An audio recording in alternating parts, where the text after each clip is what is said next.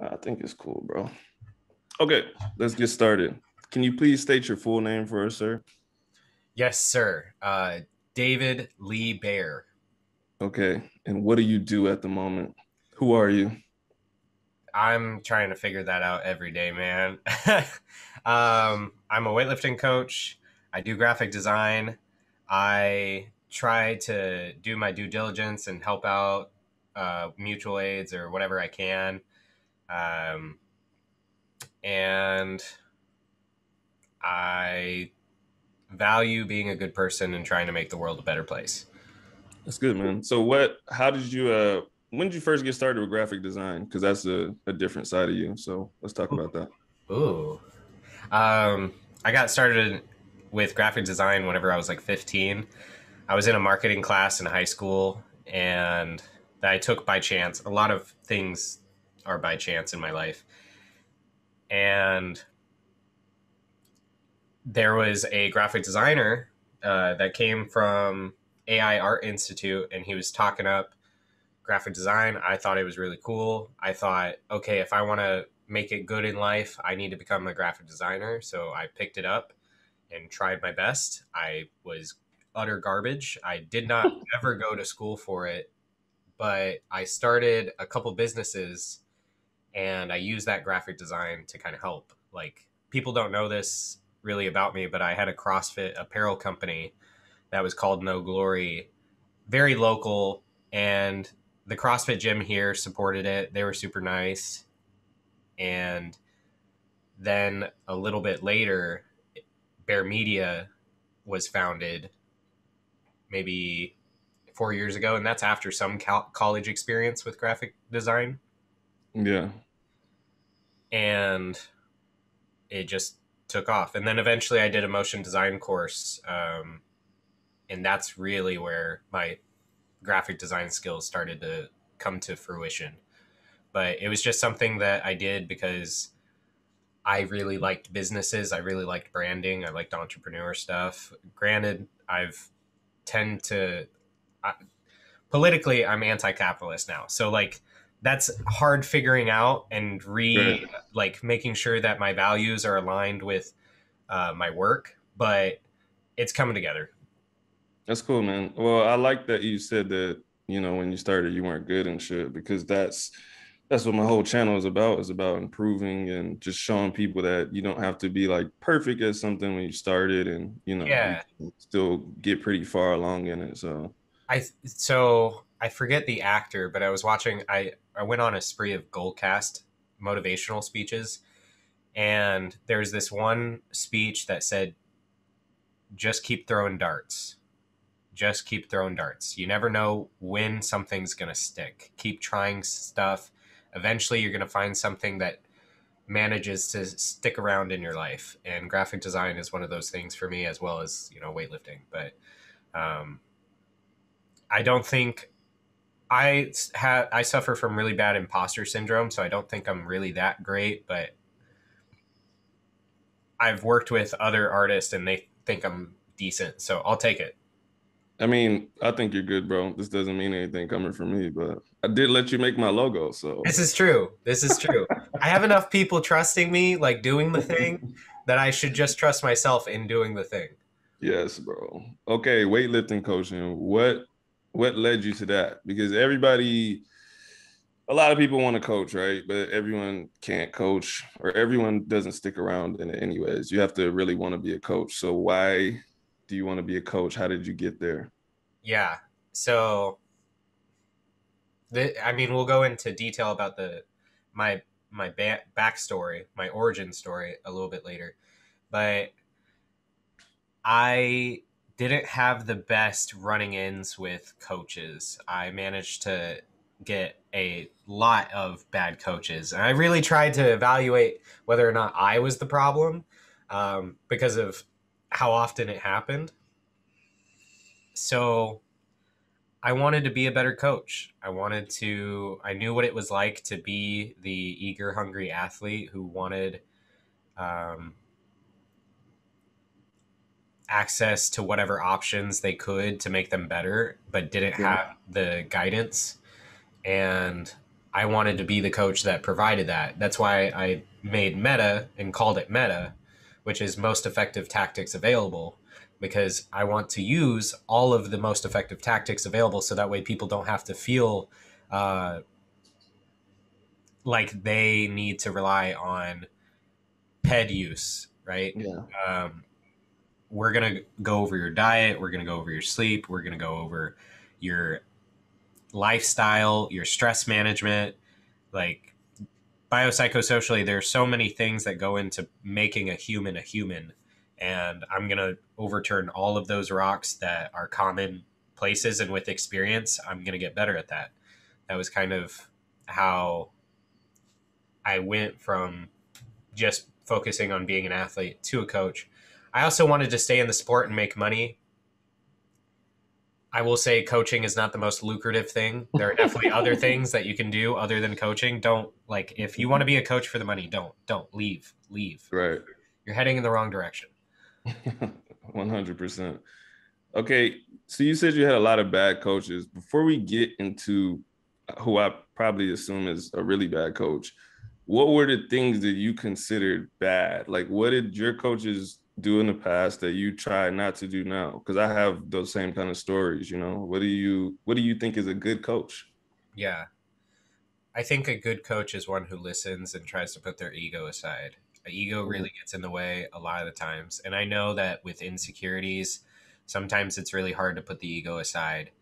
Um, it's even for me, it's not easy being like, you always have to be on guard and watching out for your ego getting in the way of your relationship with your athletes. And I think that is what makes a really good coach. And then, because if you're willing to put your ego aside, you're willing to look at tactics and strategies that may not be yours, and you're willing to look to other coaches, peer coaches, for advice, because maybe you've found a philosophy that really works for almost everybody, but you get one athlete and they're not vibing well with it, and you're able to reach out for help. And maybe as I get older and get more experience, that is a tool that I'll use less, but I hope not, because I think it's just so valuable. And Mhm. as for some of the toxic traits, aside from ego, it's, I may have already said this, but not listening to feedback. And maybe because of, like, in the US with weightlifting coaching specifically, you have ranking tiers for coaches. Yeah. Whenever a coach starts to look at their athlete as an opportunity to get them to the next level and is more focused on that than the athlete's health and their own goals, like sending an athlete, maybe they get an injury, right? And right before a big competition. And this competition would be the last competition to turn you into a national coach. Being able to say, I don't think that, and say, let's say the athlete comes to you and is like, hey, my shoulder is messed up. I don't want to compete. My goals don't align with this competition and possibly making it worse. I would rather just take this competition off and focus on longevity. If you, as the coach, go into that and you're like, no, we're going to compete, we need to compete, and you try to force them through, I think you're doing a disservice to the athlete, and you have your ego and what you want wrapped up into that decision more than what they want. Yeah. I And agree. that happened a lot to me. Yeah. That's why I like John, man. We're a perfect fit. If I have problems with my body, man, he has no problem being like, all right, let's chill out. Let's not do anything dynamic for 2 weeks and see how you feel after that. Sometimes I'm like, damn, I didn't want to take 2 weeks off, bro. I just wanted to just relax this session. But he's so careful about my body. He wants me to be healthy. He doesn't want to break me just for the sake of, trying to clean and jerk 180 or something like that. And So I mean, that comes from his experience too. Like, he's lived it. So that makes total sense that he would be erring on the side of caution. yeah, I do see you have the Calpian weightlifting shirt on. I do. I gotta get one of those, man. Does he even have any of those anymore? Can you buy them? Like, are they? Is that a thing? I don't think so, man. He presented this to me like it was a gift from God, man. He was like, he's like, you're now worthy of having this shirt, and he gave it to me. So Yeah, it means something to have a Calpian or be a Calpian. Like the way John Thresh is so cool, man. I whenever I first got into weightlifting here in Portland, I trained with David Reef, and that was an experience. And knowing that they were like with Calpian and that meant something. mhm, definitely, definitely, man. I John's a want cool I want to dude. train I want to train with John, man. I've tried. I've hit him up and I've been like, "Hey, let's train together. It'll be really cool." And he just has to get a space set up for it, is what he was saying. But then COVID hit, so I totally understand. And now that I got the second vaccine, maybe he'll let me in. Maybe he'll let me come train with you I was guys. about to say, bro, he'll definitely let you come in. We've been having he got his second shot. I don't know when, but since he's done that, we've been back having full sessions with everybody on Saturdays. So I gotta come through.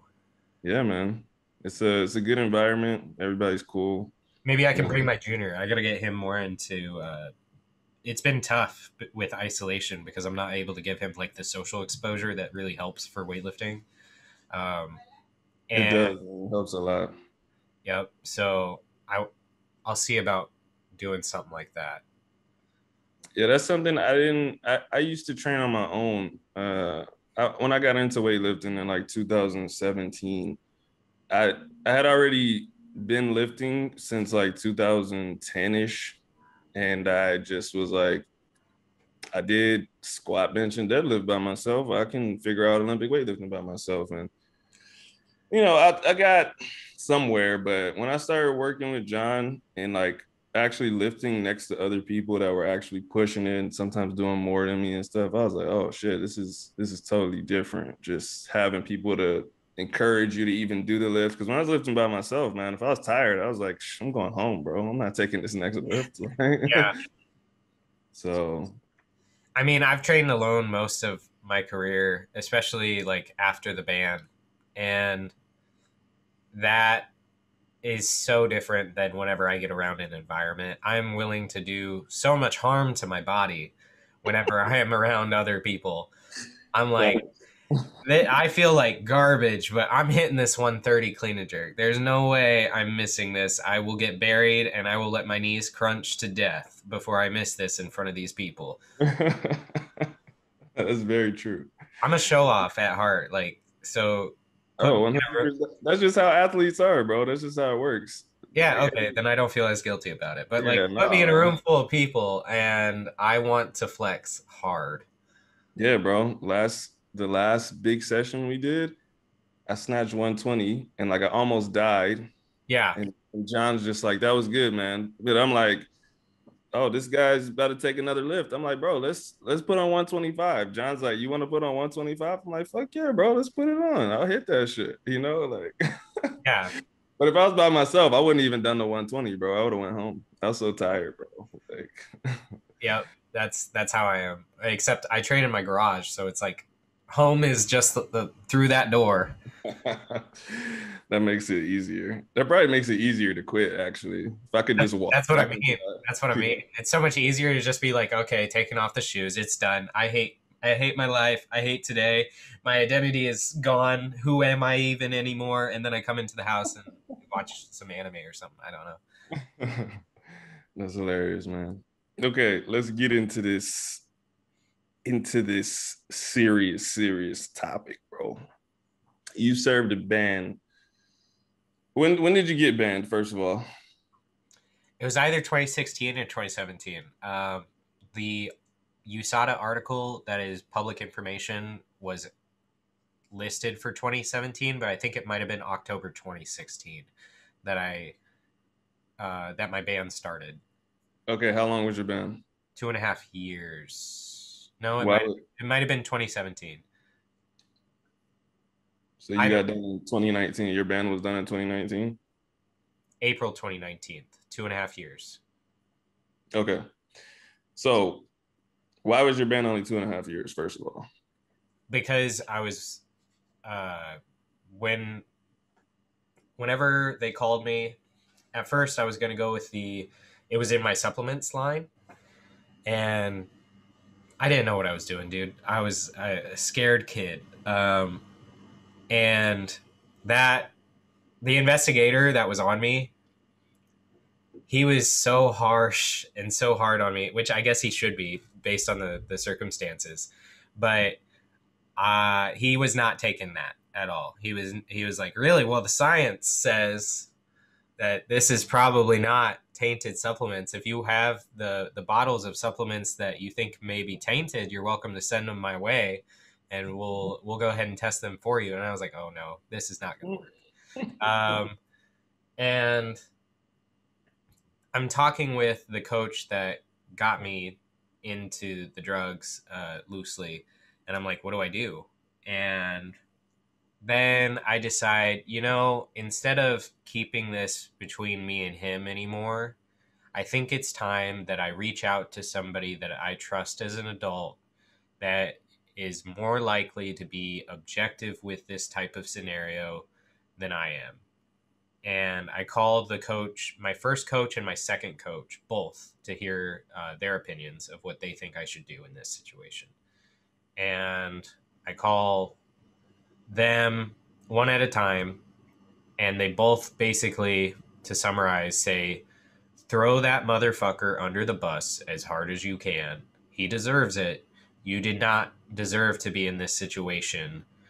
You would be stronger, and you would have been, like, they asked me what my lifts were right now and stuff like that, and they said, you'd be stronger if you didn't fuck with this stuff. Like, there was no reason for you to be involved with this kind of involved with steroids. And I was like, okay, I trust them. And I cried, to them because it was a very emotional, serious moment. And I call USADA back, and I'm like, I'm willing to tell the truth. I'm willing to do whatever it takes. Just tell me what I need to do. And they walk me through that process. I tell the whole truth, the entire truth, as much as I could. And then they even had a program where you could work with USADA and tell your story to try to help promote clean sport. I said, yeah, I want to do it. This sucked for me. This was a terrible experience. Do not recommend. I would go to, and I went to the USADA office and I did a whole interview process. I'm not really exactly sure what happened to the interview. There was construction going on at the same time, so it ended up, I think, the audio not being usable or up to their standards. But they did use quotes of it in articles online, apparently. And that's how I got the shortened ban. Okay. I have some serious questions, and none of them are meant to attack you, but I want to get into the mindset. So first of all, how old were you when you started taking this stuff? I believe 20. Okay, I just wanted to make sure you weren't like 16 years old or something like that. Okay, so you're 20 years old. Mm-hmm. You say that your coach, put you onto it loosely. How much is his responsibility and how much is yours? Like how much blame can you put on him? Because ultimately the decision was yours, right? Yeah. I still take full responsibility for what my choices were. I was aware that what I was doing was wrong. It's not like I just became an ethical, moral person after steroids and after the ban. I was already trying to be an ethical, moral person long before drug use. And I've always been told that I'm an old soul, right? Mm-hmm. I just tend to be impressionable. That's really what it came down to. And this coach, he made a lot of promises. Like, he made a lot of promises outside of this, of you're going to be the co-owner of Vulcan one day. shouldn't name drop the gym. Hopefully censor that out. But you're going to be the co-owner of this gym. We're going to start a supplement line together. And I'm a young kid and I'm like, wow, my life's set. Like my career and I have so much security in my career now. All of these things and opportunities, so long as I work on myself, I can be what I want to be, which is a coach. And then I kept bugging him about, like, whenever I wouldn't plateau, like, is this even worth it? Should I even be like an athlete? And rather than sitting me down and having the conversation of, well, what's your diet look like? Like, you really need to get these things down. Let's plan it out together. Let's really sit down and talk about these things. Or go over my lifestyle, like my sleep schedule, because my sleep schedule was basically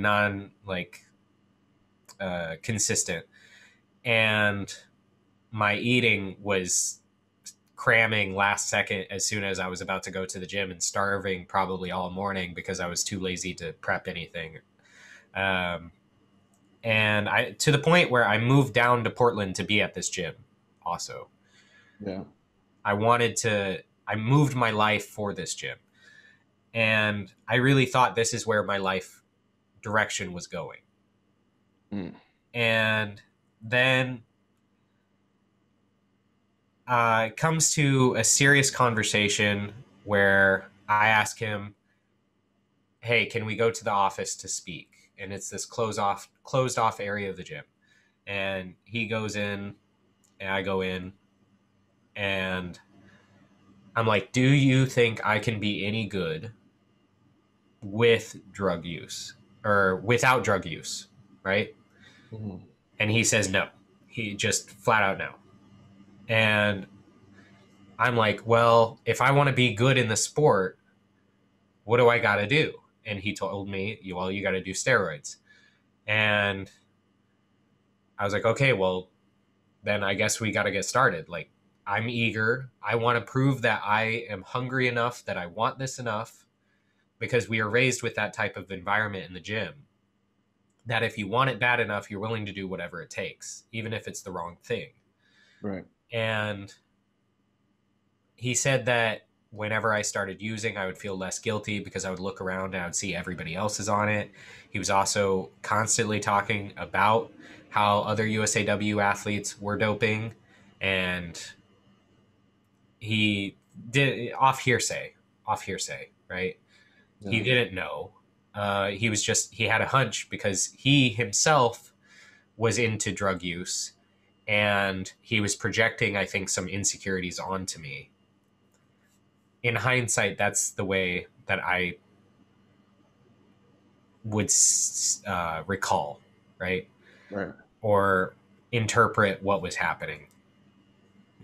Okay. And, I wanted to know, where were you at in your lifts when you had this serious conversation that he told you that he didn't think you were going to be good? Like, how long had you been lifting?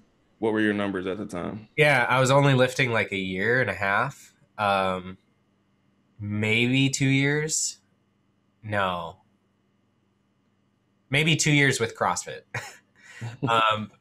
And my lifts were 97 snatch. And then clean and jerk was, I think, 125. And this was at what body weight?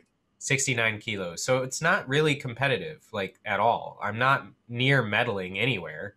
97 and 125 at 69? At 20 years old, yeah. But you had just started, though. Relatively, yeah. I was still, like, new into it. I mean, yeah, that's not like world standard, but that's not like horrible for just starting. You know what I mean? Like, I'll take it. Yeah, that's decent. I'm surprised that he just straight up told you that you weren't going to be any good without drugs. Yeah, and I even asked, I was like, even if it takes like 8 years, do you think that I can be good? Like, I don't want a shortcut. I said, I remember very vividly, my memory's garbage on some things, but I remember very vividly asking, do you think that even if it takes 8 years, even if it takes 10 years, say it's 2008 or 2028. Gosh, 2008, that's a long time ago. Do you think I can be good? I don't care how long it takes. I don't want a shortcut. I only want to do this if it's the only option. And it was still you need to do steroids. So, Wow. and Wow. again, this is somebody who, like, as an athlete, as a coach, I would never have gone this route. Like, even without the experience I've had, you are not working on your sleep.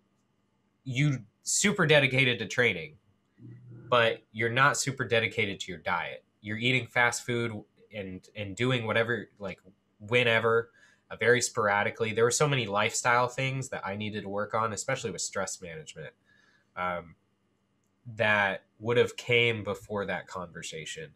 And had he really explored, granted, I know mental health is still very developing, and back then, I'm not sure what the knowledge base was for the average person on mental health. But had he explored a little bit more, he'd find out that I have things wrong with me that would introducing hormones would be very detrimental to that mental health. Mhm. And sure enough, it was. Like, I had suicidal tendencies, and when doing post psychotherapy, that was very it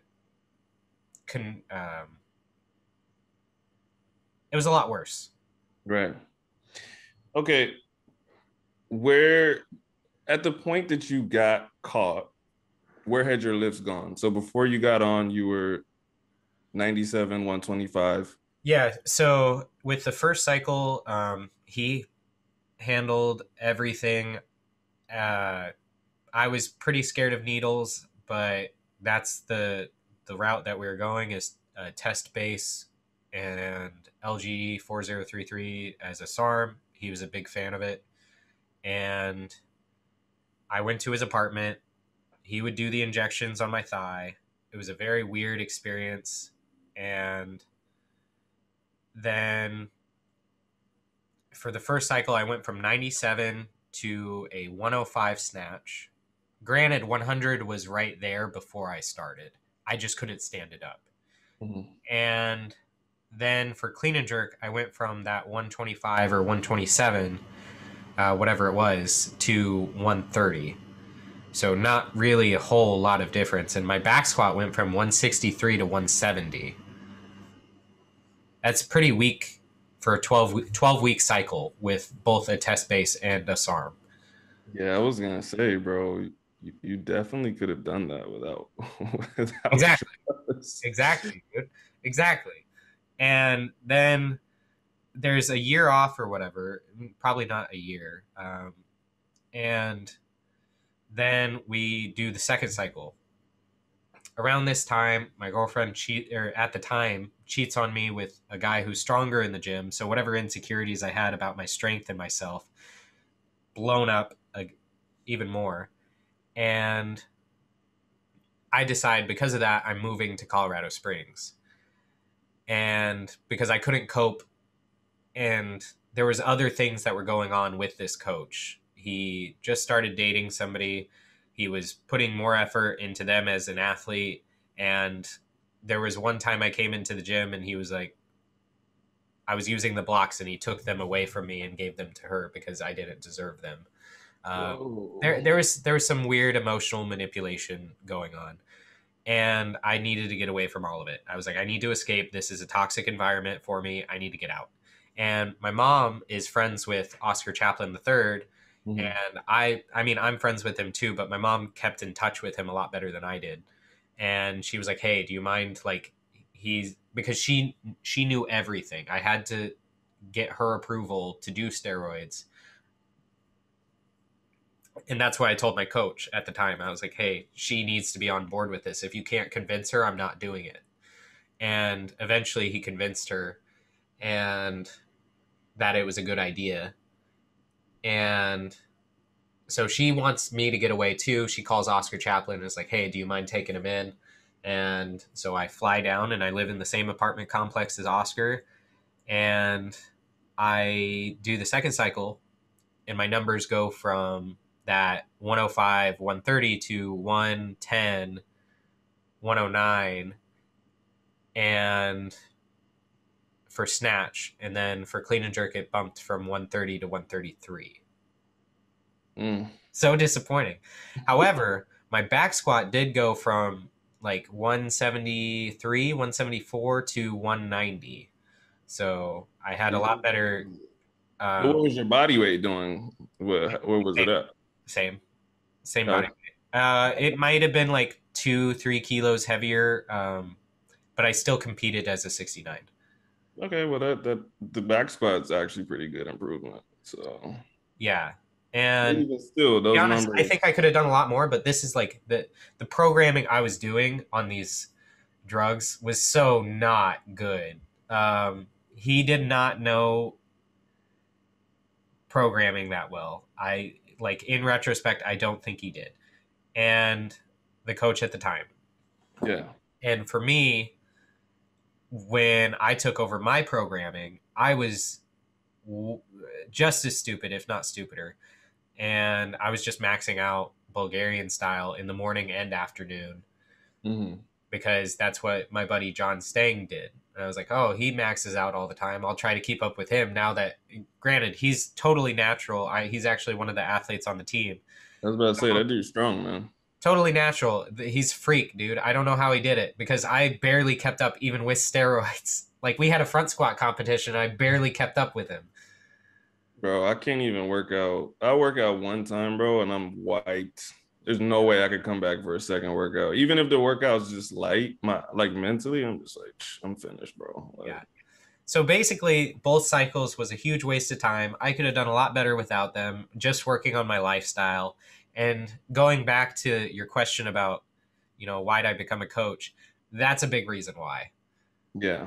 Because there, if there are coaches out there listening to this and you're like that, like stop.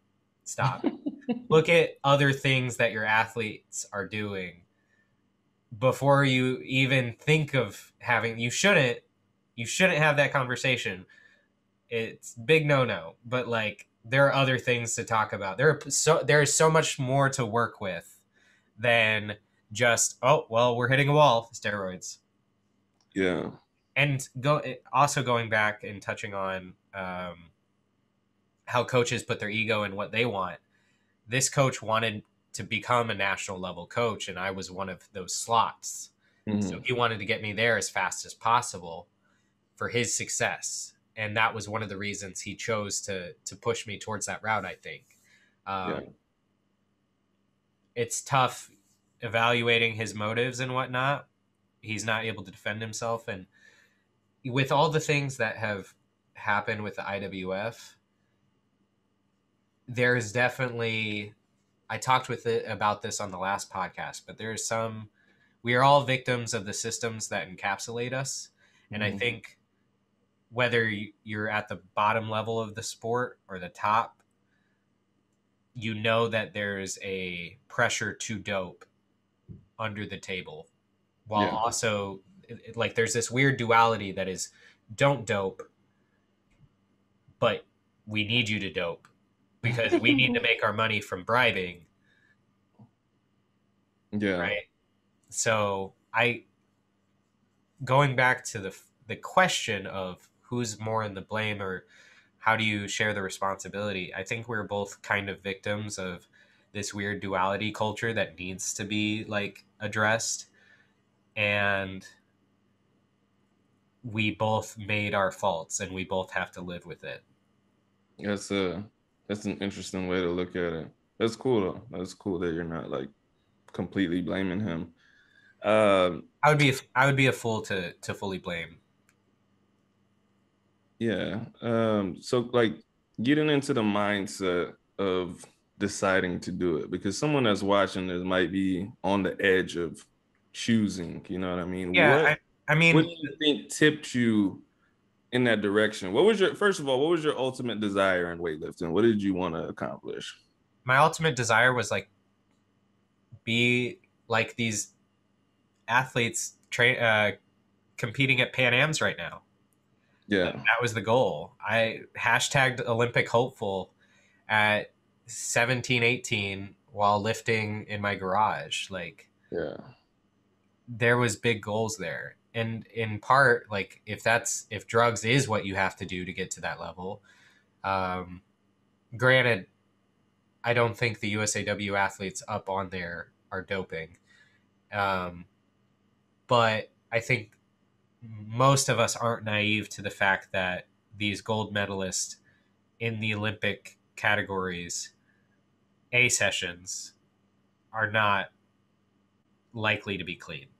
Right. Like, we So have, how do you convince someone that's in that position that you were in not to do it? You know what I mean? Like you just said, we know more than likely most of the people out there are. And if you have those big dreams, how do you stop a kid from doing that?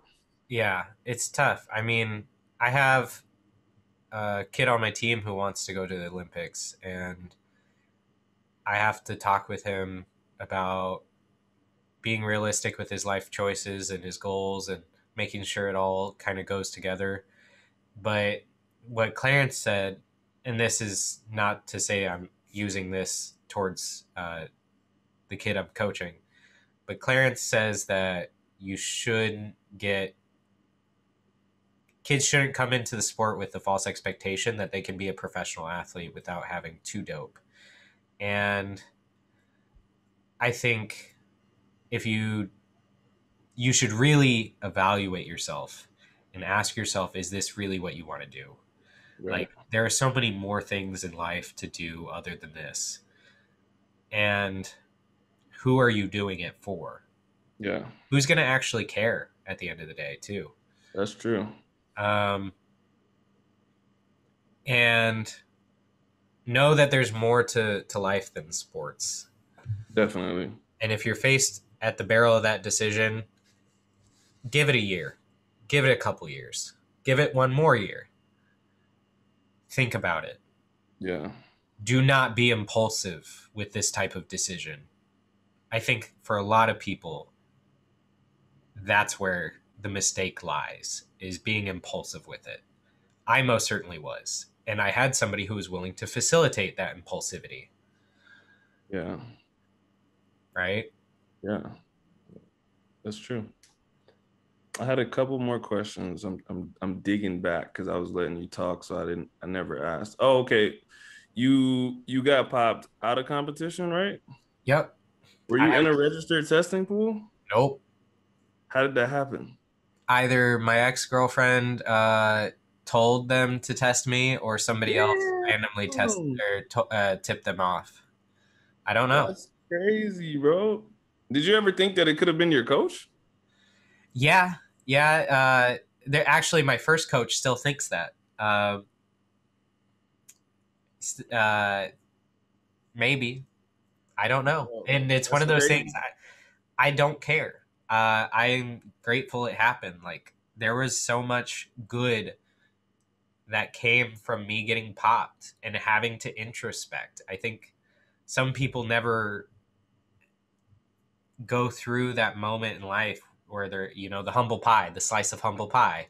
I Yeah. think I was watching one of your YouTube videos and you talked about that.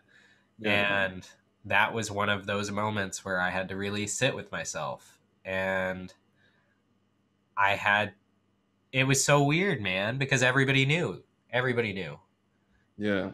So did you get popped in Colorado? Did they come to you in Colorado? Yeah, funny story, man. I got the call while I was at the gym, I think, and Elsie was at home. This is whenever we just started dating, like 3 months, and she already knew. I was very upfront and honest with her about using. Um, and she's like, "There's these people here to see you at the apartment," and I answered in my underwear, and it was super scary. And I was like, "Do you know the badge? Like, do you know who they are?" And I'm pretty sure they're USADA, but she doesn't know. And I'm like, "Oh no, what do I do? Do I need to run? Like, what?" Yeah. Oh, because I wasn't sure if I was gonna. It should have been out of my system, I thought, but I wasn't sure still, and I was still scared. So you And were off. You were off of it when they tested you. yeah, yeah. They actually caught the PCT, the metabolites of that PCT as well. Ah, So, damn. and it was like 3 months out or something like that from being on anything, maybe more. Um, their tests are pretty good. Like there are definitely flaws to the testing, and there are definitely some substances that are harder to catch than others. Mhm. But as for this, they were pretty on it.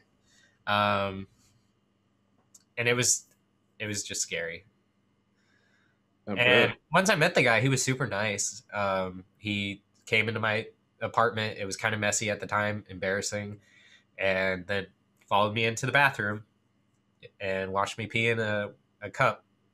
And then they have the glass locking vials that are all, and I'm like, ooh, I've seen those. I've watched Icarus. So at that moment in your head where you're like, oh man, I got caught. Or did you think you were gonna get away with it still?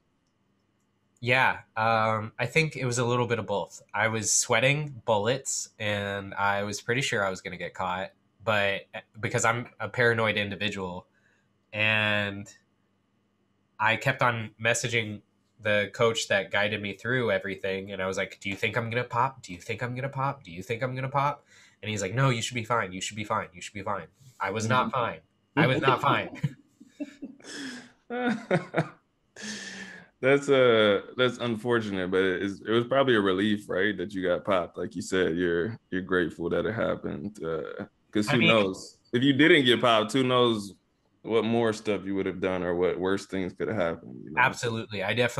I'm pretty sure I would have done more stuff if I did not get caught. Because I have a very addictive mindset unless something like fucking, I'm not going to break out of it sometimes. yeah. And I had a lot of self loathing at that time. If there was anything that was going to make me stop, it would have been Elsie. Yeah. Um, and getting caught was just the wake up call. And I think I appreciate it, especially in hindsight. I kind of appreciated it then, especially because I'm able to tell my truth. Like Yeah. I've never liked lying. I don't feel like I've ever been good at it. Like short term, sure, I can pass a lie.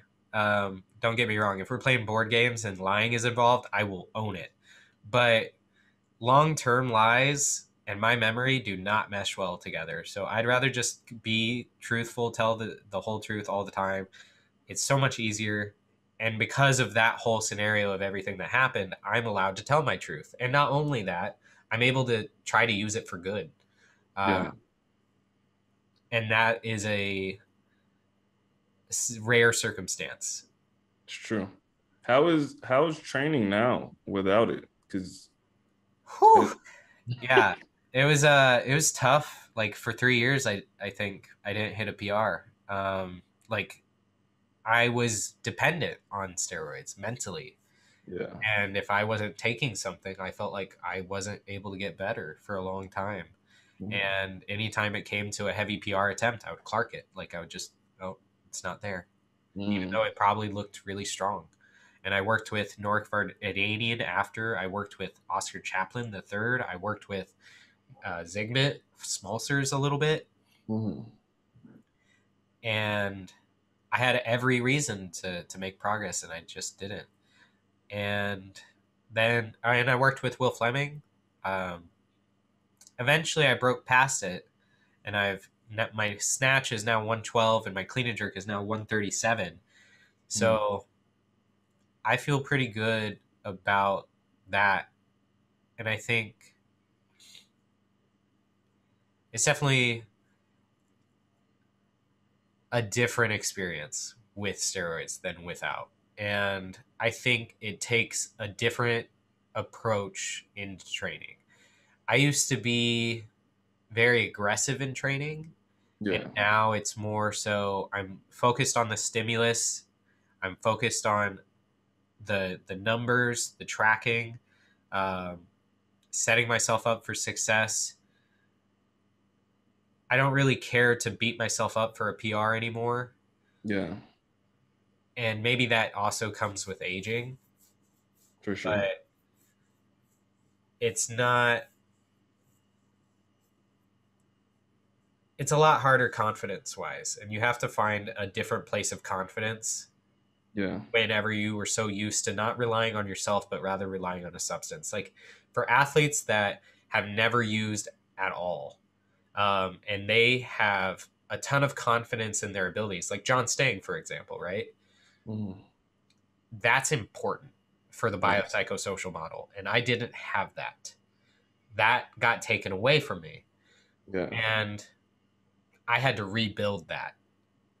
And that took a lot of time. Now I'm at that point. I just train alone a lot, so it's difficult to break through plateaus. Yeah. I was actually gonna say, I think that's one of the worst things in your situation and for other people is the fact that you took it before you had a good sense of yourself and how you should train and how you should get better. I mean, if I'm how old are you right now? 27 almost. Okay, I'm not that much older than you, but when I started training like in just regular gyms and stuff, 2009, 2010, whatever. The older guys would say, if you ever do stuff like that, wait till you're like closer to 30. Wait Yeah, till you like really know how to train, really know how to blah blah blah. And then it'll just only, just magnify that. But yeah, like you said, if you started super early before you've done anything, then all you know is when I take this stuff, I hit new numbers. And then in your head, that's like you said, it's the only way that you can do it. yeah. You Whereas if kind of you condition yourself for it. Yeah, whereas if you had done what you're doing now, uh, and then taking it on top of it, you still shouldn't have, but it would be you probably would have made better improvements than like putting 3 kilos on your lifts or something like that. You know what Dude, I mean? absolutely, absolutely. There are so many things going on in my head. Like I said, there were so many things that I needed to address mental health wise long before I ever touched substances like that, because hormones do influence your mind and the way you think. Yeah, And you could, there's other conversations that kind of parallel this pretty closely, like hormone therapy for people who are under 20. I don't know how that works necessarily, but I know that it's very hard whenever your mind is still trying to find itself and its identity whenever you introduce hormones, because it just makes it that much more elusive, I feel like, at least yeah. from my perspective, right? Mhm. And it's one of those things that you don't really know until you've done it. Yeah. You also keep speaking generally about your mental health issues. Do you not want to specifically say it? I don't mind going into it. It's just I haven't I haven't talked with a therapist about it in depth. You don't And have to. I was just wondering if you I'm were comfortable like talking about how I have ADHD and I've gone through suicidal crises. Um, totally comfortable with that. Anything about that, and dealing with insecurities, imposter syndrome, all of those things really go hand in hand with, I think, ADHD. I've learned a lot about ADHD, but it's, you always got to be careful with self-diagnosis. right. So actually, that is something along the lines that I wanted to say though, because you're discovering that, but you didn't know that at the time that you took drugs, right? I had no idea. So that's what I was gonna say. That is something that we should actually be telling people too. Like, hey man, you might have something that you don't even know about, and then you're putting drugs on top of that. You know what I mean? So that just further gives you something to think about when you're thinking about messing with your hormones, you know? Exactly. Like it just makes, like I said, it makes it more elusive to find yourself and to learn about yourself because you're changing. Yeah. Like No. there's probably some gene expressions that change with the hormone introduction, and with that gene expression you may have personality changes. Like there's so much that we're still learning about the human body. Yeah. And you don't, I feel like, you don't have to take a Puritan route where you don't do anything ever. Um, but with things like hormones, I think it's definitely a lot more serious. Oh yeah, for sure. Yeah, no, it definitely affects people in different ways. I know quite a bit of people that do it just because I'm a full-time personal trainer. I deal with bodybuilders and stuff all the time. Yeah. You know, someone might say, "Oh, I take tests and I feel like on top of the world. My mood is blah blah blah, whatever, whatever." And someone else says, "I don't feel anything. I recover better, but I don't feel any changes in my mood. I don't feel blah blah blah." Or same thing like you were saying earlier, some people get off and during their post-cycle therapy they feel down or they feel suicidal or they feel whatever. Other Yeah. people, they don't feel anything, and And it obviously, depends what substances you're using too. Like there's yeah, so many variables, and that's another thing of why I wouldn't say be impulsive about it, because there are so many variables to learn about and so many intricacies that you're not going to learn it in 6 months. You're not going to learn it in 8 months. It's probably going to take years of learning, yeah, and that's if you already have a pretty solid base of anatomy, biology. yeah, I agree 100%. I I've met a lot of kids, and I'm gonna say kids because they're like 18, 19 years old, that tell me that they're doing stuff. And I'm just Yeah. like, bro, why are you doing that? You haven't even worked out. Like you just started life. Like, I always find it funny the amount of confidence they approach with that too. Like, oh yeah, I'm doing this. So it's like, trust me, I know where you're coming from. It's yeah, not healthy. I'm sorry, bro. Been there, done that. yeah. Not I good. mean, Like, I anybody, posted. Sorry to interject, but I posted on TikTok my story, and the first thing that got posted in the comments is, "Come look at this. Look at my page. There's 14-year-olds doing SARMs, and it's like two kids running an account together of doing SARMs at 14." And I'm like, what is the world coming to? yeah, that's nuts, man. That's crazy. Anybody that follows me or that has followed me for long enough that they know me probably knows that I'm not against it at all. Like if Yeah, that's what you want to do, that's cool, bro. But I do there are always, levels. There are still levels to this shit. yeah, I'm always telling people, I'm like, hey man, like if you do want to do that, like you should really, really, really think about what you're doing, and you should be sure, and you should know the risk, and you should say, you know, if these risks happen, then that's my own fault. But Yeah, there's a lot of people that do shit, and they're like, oh well, I didn't know this was gonna happen. It's like, well, you should have fucking looked into that, bro. Like you're playing yeah. with your hormones, you Or know? Like, like they didn't think it was going to happen. They knew that it was a possibility. mm-hmm. Like that's why I say, like, be sure about it, but then wait, give it some time, because we've all had that impulse buy that went wrong, and for less permanent serious things. So like with something like this, take the time. Take the time. Take a year. It's not like going out and buying a bicycle. Yeah. Yeah, man, it's some heavy stuff. I don't recommend it to people, but like I said, it's their lives. So Yeah, I mean, everybody, picks their poison. yeah, for sure, man. I think I think we covered everything that I wanted to cover about that. That was Can I good, tell man. you about my magical day yesterday? Oh yeah, go ahead, bro. That'll be a perfect finish to this conversation. Yeah. So, where to start? I have some like daddy issues, I guess, with my real dad, and this day somehow, without, if you've experienced trauma, there are some days that just kind of hit you in the face and wake you up, and it's like, oh yeah, this is your origin. Remember, like, who you Yeah, are, and guess what? You're going to be working through some of that trauma today. You didn't expect it, but it's going to hit you. yeah, Um, and it's so by chance, like one thing after another, there was a coincidence. So like Elsie was supposed to get her tattoo in Portland last week. yeah. She went, forgot her ID. So she had to reschedule it for this Thursday. This Thursday was the day after I got my vaccine shot. And what I said, or my second one, and what I said after I get the vaccine, I'm going to cut off all my hair that I've grown out since COVID isolation and a little bit longer than that for charity.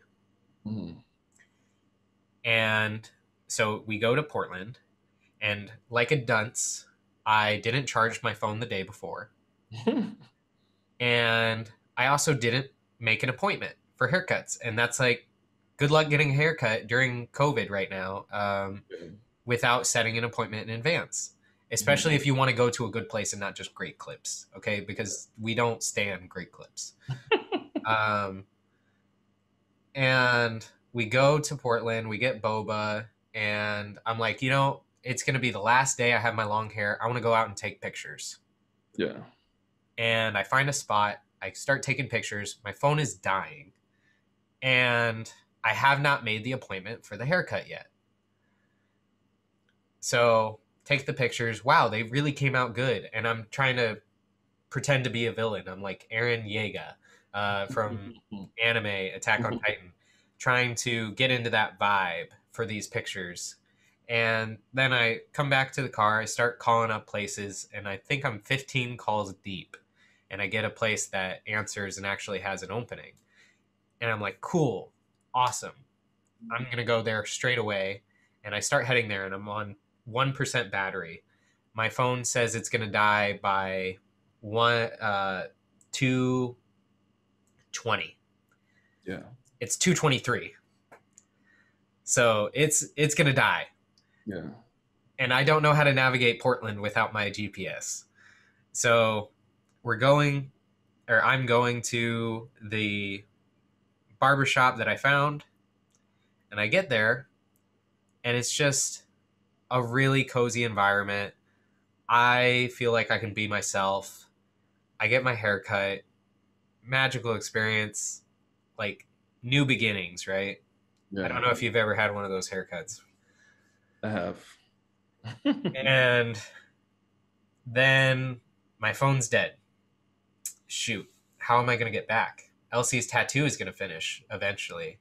And how is she going to get a hold of me? I have her car. Yeah. And so I finished the haircut. I tell her what I'm doing with it. She was super nice. And it was Dean's Barbershop in Portland. And turns out it was the first African-American owned barbershop in Oregon. Wow. What a coincidence. That's so cool. And I was able to talk, like she was listening to a sports radio station, and it was talking about the current events in, like, with the Derek Chauvin trial and whatnot. And we were able to talk about that, and it was just a really good time. I genuinely felt like I was able to be myself. And with not being exposed to a ton of people, it was just nice. And she preps my hair for me to be able to donate it, finish it up. I'm like, hey, do you have a charger? No, she doesn't have a charger. Darn. That is, or they did, but it was a micro SD, not a micro USB-C, so it wasn't the charging cable that worked for my phone. Yeah. And she tells me, go up this road, MLK Boulevard, and then turn right, and there will be a Shell station. And I'm like, okay, I'll go to the Shell station. And I go to the Shell station, and as I'm walking there, and I'm in the front of the entrance, I look to my right in the parking lot, kind of in between a car and the wall, and there's this seemingly homeless guy petting a dog, and I think, oh, wow, that's a cute dog. It's a pit bull. And that is where I met Chris, who I haven't officially met yet. And I go inside. They don't have a charger for me to use, and they don't have a charger to sell me. They don't have the box. They have it for vehicles, but not for a wall port at a gas station. And he tells me to go to Walgreens. I'm like, okay, that's my next objective.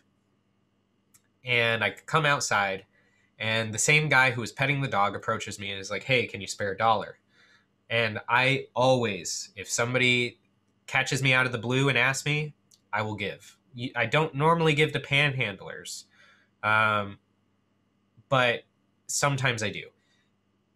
This guy approaches me. I'm like, I tried to tip Pearl, the person who did my hair, an extra $6 out of the 10 that I already tipped her. She turned it down. She took the 10 tip, didn't keep the 6. So I happen to have $6 left. If it was only a $5 bill, I wouldn't have given it money probably. That would have been too much. Yeah. But because I had a $1 bill, I was like, sure, I got a $1 bill and I'll keep this 5. I'm kind of fucked right now, my guy. I need to get to a charging station or something to charge my phone. That way I can get a hold of my girlfriend because she just got her tattoo, and I'm just telling him for whatever reason. I'm just making small chat. And he's like, "Oh, would you like to come to my vehicle and charge your phone?" I was like, "Serious? Do you have this like charging port? Do you know how like much hassle you'd save me?" Were you sketched out? Not at all. No. Not at all. I am not the type. I will never be sketched out by somebody until there is a clear sign that I need to be sketched out. I try not to judge people by their cover at all. Nah, I wouldn't. I didn't really mean the fact that he might have been homeless. Just the fact, like, hey, you want to come to my car and charge your phone? I'd have been like, I'm the type to go for a ride. If hell nah. maybe there's some white privilege there or something, but I'm just like, I am.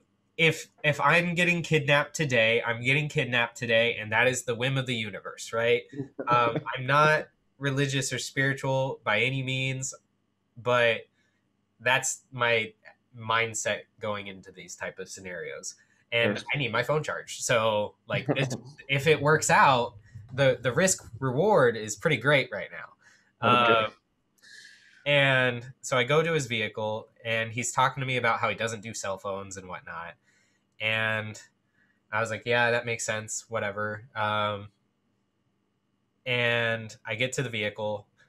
He opens the door for me and tells me sit in, and I'm like, okay, that's a little bit more than I was just gonna plug it in and then kind of stand outside of the car. I wasn't really gonna be in the car, but okay. I don't want to turn down the hospitality. I get in the car and plug in my phone. It's cleaner than Elsie or my car. Like, it's a clean car and it smells nice. It actually smells like they have a wind or air freshener, and it smells like cherries. And I have the most profound, in-depth conversation with Chris and Ed.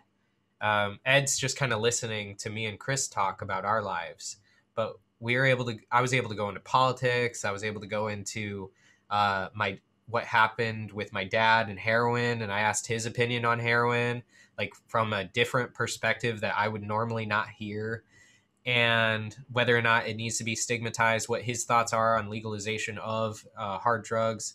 And he thinks that a lot less people would use if it got legalized, and he thinks it would be a lot safer and help a lot of people. And I was like, that's good to know, man. You tend to, I can tell by looking at his face and the way he answers my questions that he thinks very deeply about these things. Mm-hmm. And he comes at this from a different perspective than I could possibly even imagine.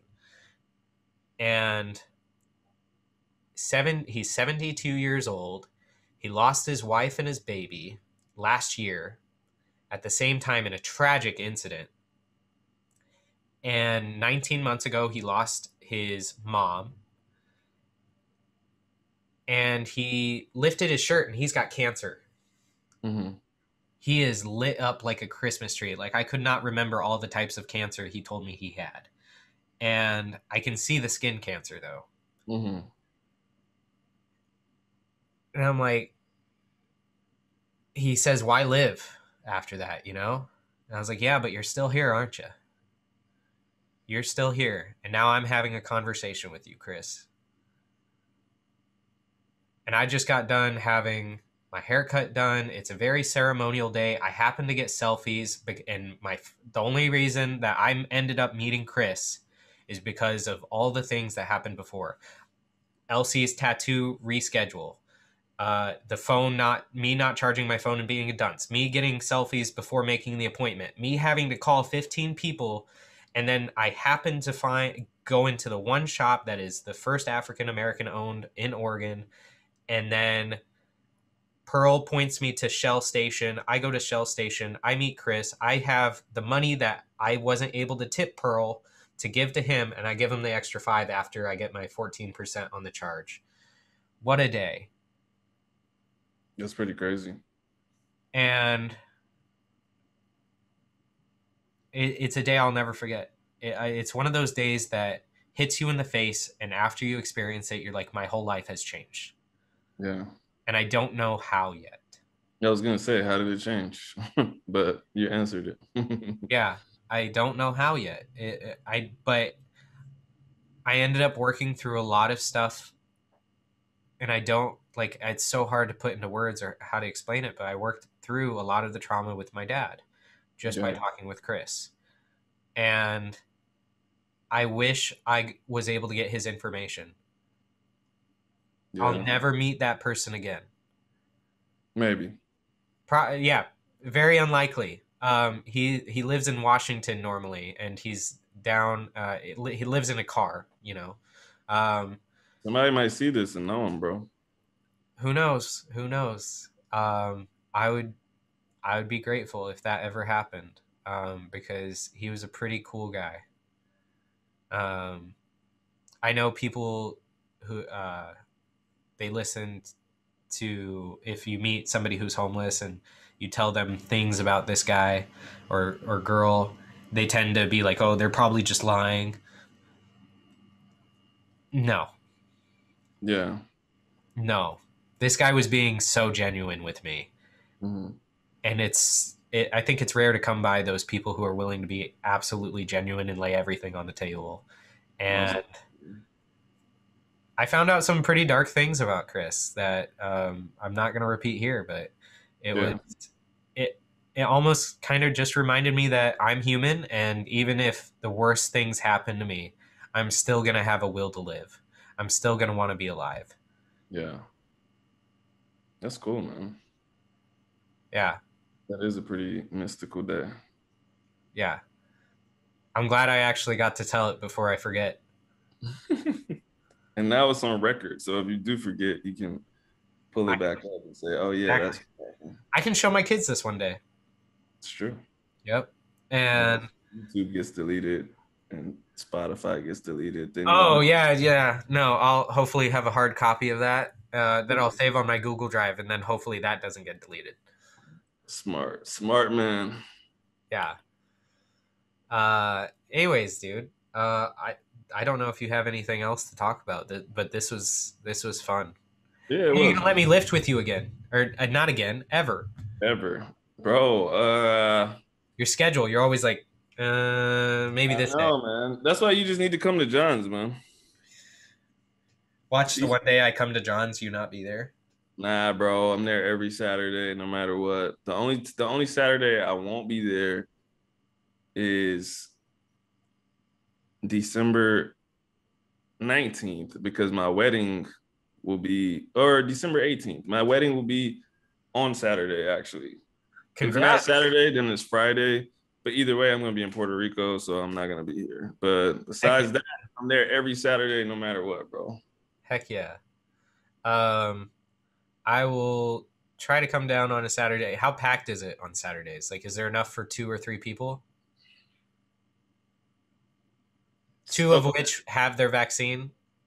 2 of which will have both shots of the vaccine? 1 of which is... I don't think John cares, bro. Here's the thing. Like, John may not care, but I also care. I don't want to get... I got you. But on Saturdays, it's kind of random, man. He tells us all to come, but everyone doesn't always come. Like I said, I'm probably the constant, and I'm the one that he cares about because I'm the one that's going to compete and stuff. Everyone else is kind of just training. Okay. We got another guy that doesn't care about anybody else but you. Got it. I mean, yeah, he's open. He says that. He's like, I love all you guys, but he's the one that's gonna try to compete. He's the one that's like trying to move up in the sport. We got another guy that just started recently, Drew. He is trying to, but everyone else, they're like 37, 38, shit. They're his old lifters, so they're just still lifting just to lift. So if they don't come, he's gonna be like, oh, where's he at? Oh, I don't know. If I don't come, he's gonna text me like, why didn't you come to the session? Like, yeah. so, Um, but you're a yeah, you're a day one. You're sometimes a true there's, one. what'd you say? You're a day one. You're a true one. You're a real one. Nah, they're the day ones. They're just not competing anymore. So Ah, but yeah, sometimes there's, 6, 7, 8 people in there, and there's only 4 platforms, but people that are similar in strength will just lift on the same platforms, and we'll just like last session, I shared a platform with a guy named Matt, and I'm a little bit stronger than him, but I just took the same jumps as him. So I did a couple of extra lifts that I wouldn't normally do, yeah, just because I didn't feel like changing the plates. I'm like, yeah, bro, I'll just do that weight. yeah. I'm Like, good with sharing a platform and weight. That's how I was raised as an athlete. So yeah, but then there's other Saturdays, man, where just like 4 of us show up or 3 of us show up, and then it's kind of chill up in there. So it would depend. There's really no way of knowing how many yeah, people are in there. I think I'll try to come down on a Saturday. Normally that's my strength day, or at least in this block it is. But I can move something around I was and gonna say, bro, just do it. just do it. Yeah, I'll try. It's one Saturday, bro. It can't mess you up that bad. It Yeah, can. you're right. You're right. I mean, I'll just move my strength day to Friday and then do my classic lift day on Saturday. I'll be more fatigued for it and it won't be as ideal, but it's whatever. It like in the grand long scheme of things, it doesn't matter. And the psychosocial aspect of training around other individuals will probably make up for it plenty. I was gonna say John doesn't allow people to like really max out anyways. So like wherever your last lift that looked good is, he's probably gonna be like, we should probably stop here today. Yeah, So he doesn't want to see ugly lifts. He's seen enough of that in his lifetime. yeah, unless like if your PR snatch is 109 and you do 109 and it's like, ah man, but I think you could hit 112 right now. It's like, okay, well then put it on. Yeah, But but if you do an ugly like 103 or something, you're not going up, bro. It's over. You're done for the day. yeah. So I mean, I haven't hit heavy like classic lifts in a minute. I took like a long break in December. Um, a little bit of seasonal depression and just trying to work through some things, yeah, lifestyle wise, like and work wise, trying to get just through and survive really because of the yeah, no motivation whatsoever for anything. right. And took a break. Then early this month, kind of just getting back into it, and then I got a cold, and then I have the two COVID shots or Pfizer shots that I've had to get. Granted, I didn't get any side effects from either of them. Hmm. Yeah, Elsie's pretty jealous of that because she got a bad fever on the second one. Yeah, that's what happened to most people I know. The second one put them down for pretty much the whole day. Yep, and maybe a little bit of the next day. Yeah, That's what I was expecting, and I was like ready for the experience. I was like, I'm up for the ride. Uh, I only get to experience this once in a lifetime, and then nothing happened. that's funny. I was kind of disappointed, but whatever. Well, that's good that nothing happened to you, man. Yeah, I'm not as open to getting COVID. I'm okay with passing on that human experience. Me too, man.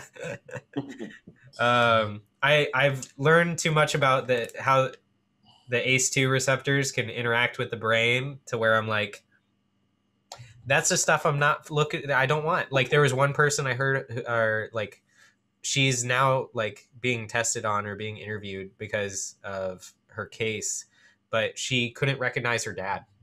That's crazy. Yeah, because it messed with the facial recognition part of your brain.